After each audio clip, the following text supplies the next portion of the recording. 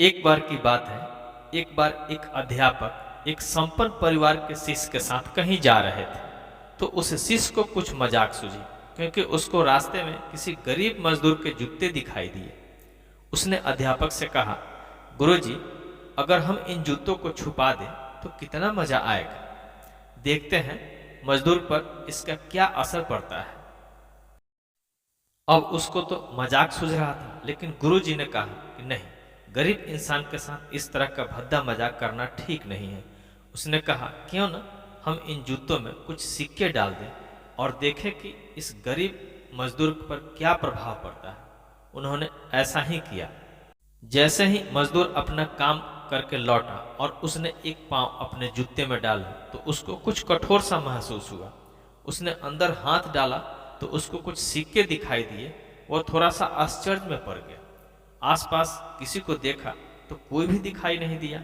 वापस उसने दूसरे पैर अपने जूते में डाला और वापस उसको उसमें कुछ सिक्के दिखाई दिए।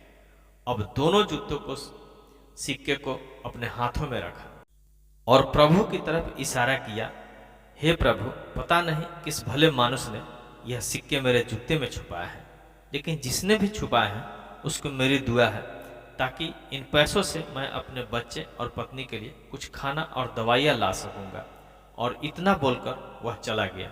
इस बात को शिष्य और अध्यापक दोनों सुन रहे थे।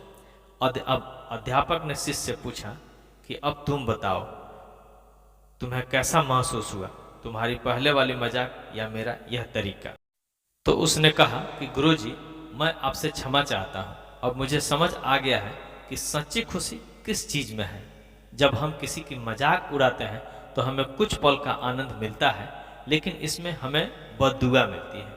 लेकिन अगर हम किसी की मुश्किल परिस्थिति में मदद करते हैं और उसकी जिसकी भी हम मदद करते हैं उसको भी पता नहीं कि हम उसकी मदद की है, लेकिन अंदर ही अंदर हमें यह पता है कि हमने इस इंसान की मदद की है। यही सच्ची खुशी है। जब हम दूसरों की खुशी देते हैं तो हमें सच्ची खुशी मिलती है।